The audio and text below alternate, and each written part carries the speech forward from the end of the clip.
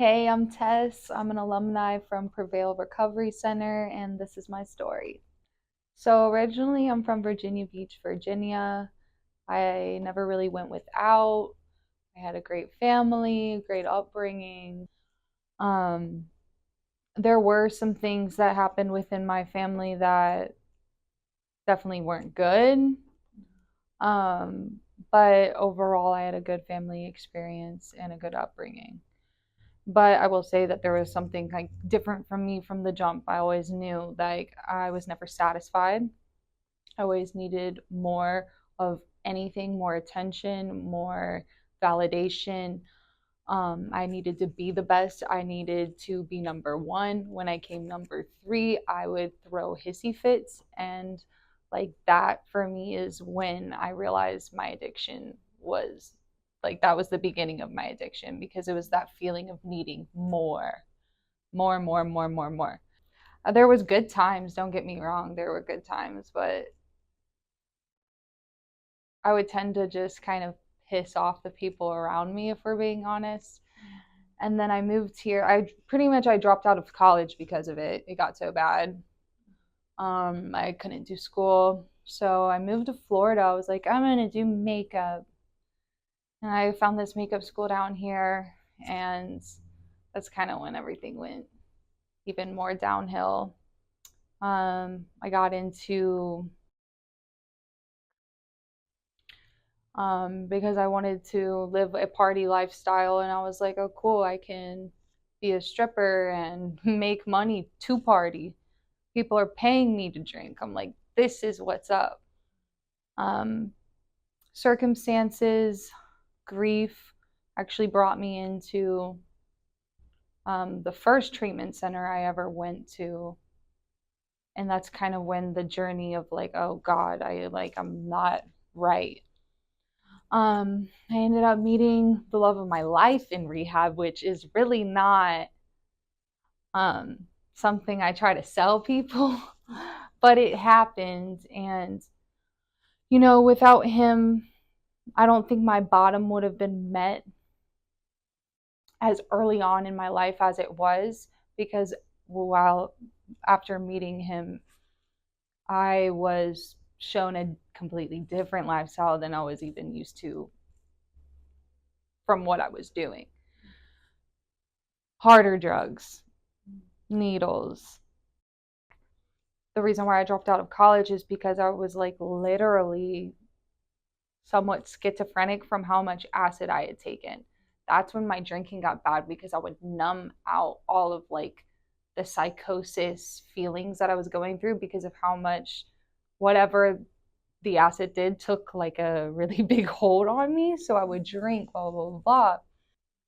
I was at a place I never thought that I would ever be at. Um, but I'm grateful for that because I was able to it kind of showed me a bottom that I think I needed to experience to really admit to myself that there was a problem because I think like if I would have never done those things, maybe I would be 65 like my dad who just got sober because he's an alcoholic and I know that this runs in my family. Um, but Prevail is the last treatment center I ever went to. Me and my boyfriend both, we came through this program and we got and stayed sober permanently, God willing. like, um, it was after my best friend had died and I just couldn't stop drinking. I also got into some altercations with people I love, like said some did some things blackout drunk that I was just very regretful. I was in a place of shame and regret and like not knowing how to stop drinking and like not wanting to feel like the way that I felt. But honestly at that time there was so much to it. Like before I had wound up in my first treatment center I ever went to, there was so much going into that. I was living a lie. My parents thought I worked in the restaurant. They thought I was serving. Meanwhile, I'm seeing a sugar daddy 2 times a week, selling my literal soul to support this lifestyle. So it was like all of these feelings of just shame and guilt. I'm like, I just can't do it anymore almost. And it was like that moment where my ego became right sized for once. And I'm able to literally see, like, I don't know how to run my life and I need help. Of course, like, yes, I got high after that because I met my boyfriend who wasn't, we were both still, there was still more that we had to learn. There was still more ego shattering that needed to happen. Like, I needed to go down down the rabbit hole even further, and that's exactly what we did. And again, I'm grateful for that. Until October 1st 2021, we go to Evoke Detox at the time, and then we did PHP at Victory, who I don't even know if that exists anymore. And then we came to Prevail for IOP. And in this moment, I'm actually a month pregnant. When we arrive at Prevail, I'm pregnant. And it was just crazy because, again, also, if it wasn't for this baby, who knows if we would have been able to stay like sober in that first month, like when we were in detox and IOP or PHP. But yeah, we get to IOP here at Prevail, and next thing I know, I'm having a miscarriage. And it's the staff here were like family almost, because I mean, Amber had known them from another facility when before they had even opened up their own. They were techs at a place in Miami Beach or South Miami. So it was just cool. It felt homey. They were there for us, dude. And like, I would say, like, the biggest difference about this place is just like the care, the genuine, I give a crap yeah, like about you. Like, they were there for me and Amber and like made sure that we had what we needed during that time. So it was kind of crazy, honestly, our whole like getting and staying sober. And it's like, this is like the only place that shoved a 12-step program down our throats. And I needed that. Like, I personally needed that. I still need it. Like, and so yeah.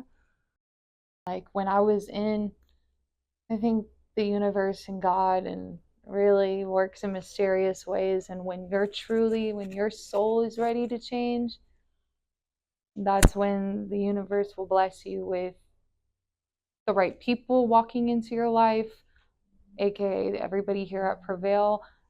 From things to my music, I'm a musician. I've always been a singer, songwriter, like my whole life. It's like the moment that I called and was like, I need to go, I knew I needed to go.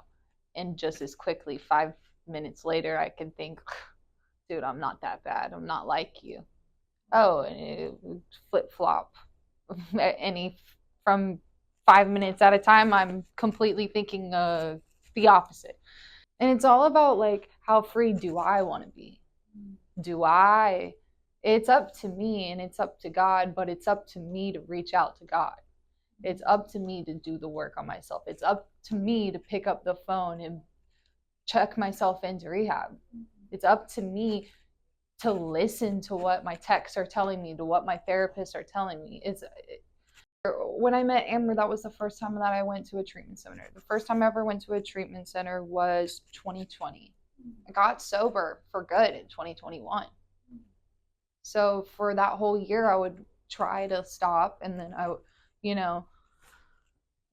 so I had a year period. I mean, by the grace of God, dude, that it didn't have to. But today I don't have to let my ego think because I only tried to get sober for 1 year, that I'm not like all of you, because I am.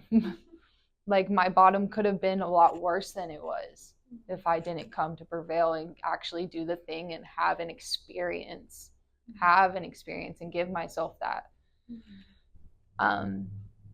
Who knows, I could not be alive, because that's just where it was heading at the end of that year period from 2020 to 2021. Like, things got bad, and there was like a 2-month period that I was sober, and then I relapsed, and I didn't get sober at all until October 2021, and God willing, I still am.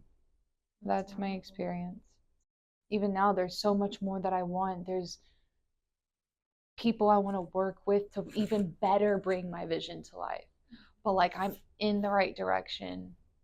My dad, he saw that I got sober. He got sober. He has a 1 year sober. Like, if it was, like, I'm breaking generational karma right now. Do you know what I mean? It's cool. Like, those are two of probably, like, personally, thank God I haven't experienced any grief yet through my sobriety. I think grief really brought me to getting sober. And God willing, I don't have to experience that yet, but I know that I have the tools to overcome anything like that if I use them. Like, there is a map for us. Again, we get in our own way. We make it more complicated than it needs to be. What does a good day look like for you now? A good day to me is I woke up, I prayed, I meditated. I didn't get resentful. I didn't act selfishly. I wasn't dishonest. Those are like my core factors that make it a good day. And if I have those 4 things going for me, like, physical things are probably going to happen for me as well. And I'll be making more money that day. All these physical things will come to you when you have those 4 things in order. And yeah, that's a good day for me. If anybody you know or yourself are looking for treatment, seeking help, don't think about it. Get out of your own mind and just do it. Just do it.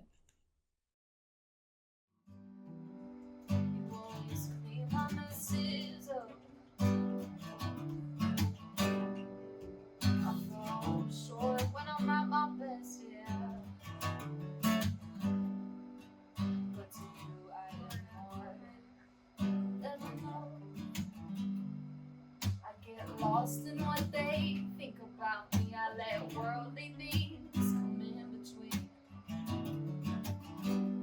this walk with you. This walk with you. But I'm only human. Oh, oh, oh. I'm only human. Your grace to show.